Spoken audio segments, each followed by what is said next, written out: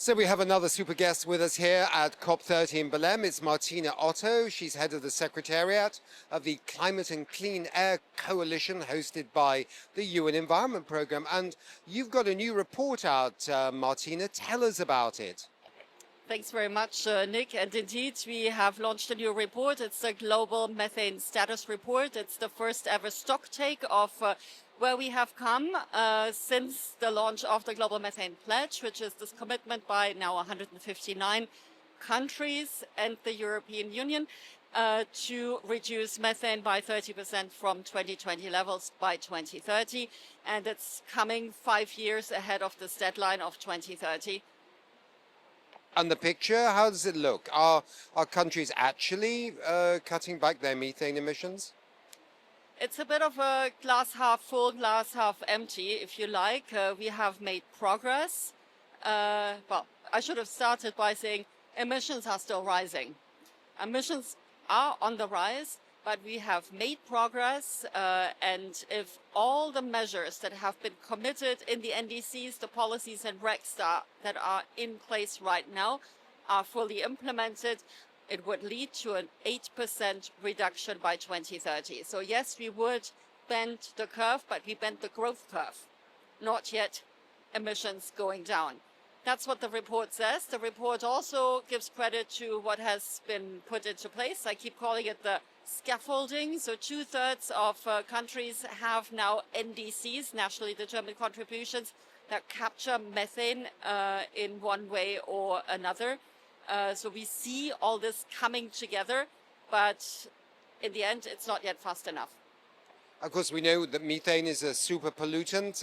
We know that it's like 80 times more warming than carbon dioxide, but yet only lives in the atmosphere for a relatively short time, 12 years, some say a bit more, some say a bit less, whatever. So quick action would really help to, maybe cool the planet even a little bit and certainly buy us more time to actually get the big decarbonisation underway. So does the report point to what these countries could do to go from 8% to a full 100% in terms of action by 2030? Right. The report does look at as well what can be done. So maybe back to your point, yes, it's the lever for us to drive down the temperature in a time scale where we need it. That means near term. And every fraction of a degree matters. So if we implement the Global Methane Pledge commitment of 30% reduction, we get 0.2 degrees reduced warming by 2050. And that may sound little, but it actually is substantial, and every fraction matters. Now, we have looked into what can be done.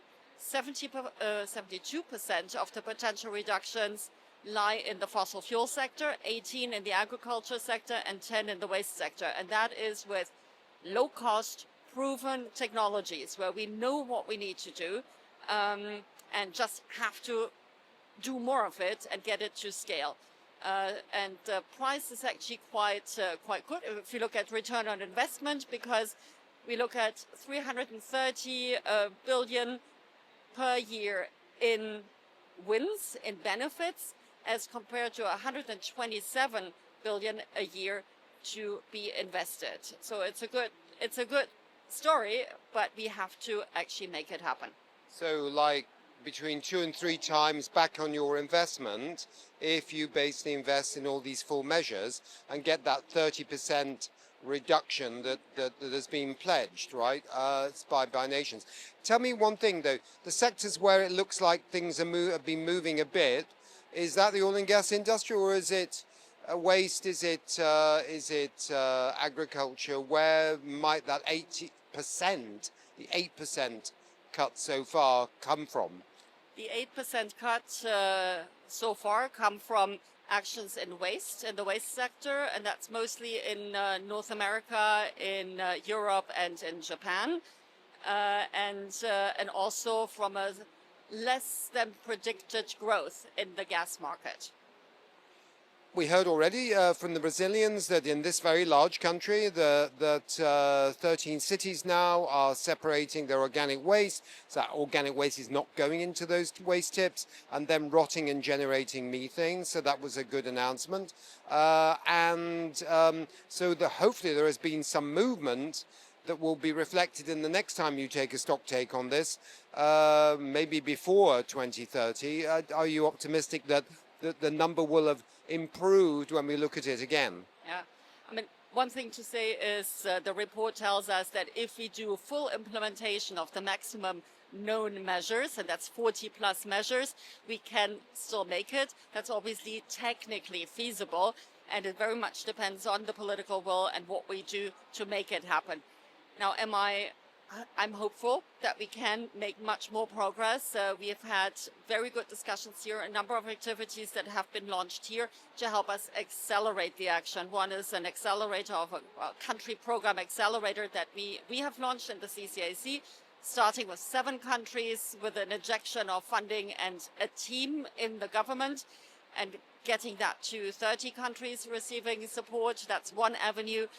There have been, under the action agenda of Brazil here at COP, a number of acceleration plans to touch exactly this issue, both in waste, in agriculture, and there has been a statement on fossil fuels as well, looking at market levers, and there have been so many discussions that are actually really encouraging how people can work together, how we can stitch it together much more. So I think it served as a wake-up call to help us take action faster. Okay, Martina, thank you very much indeed. It's great work. We know it's very important with the super pollutants, and we look forward to seeing more bending of this curve, that maybe it started and maybe we can see it go much deeper. So well done. Thank you.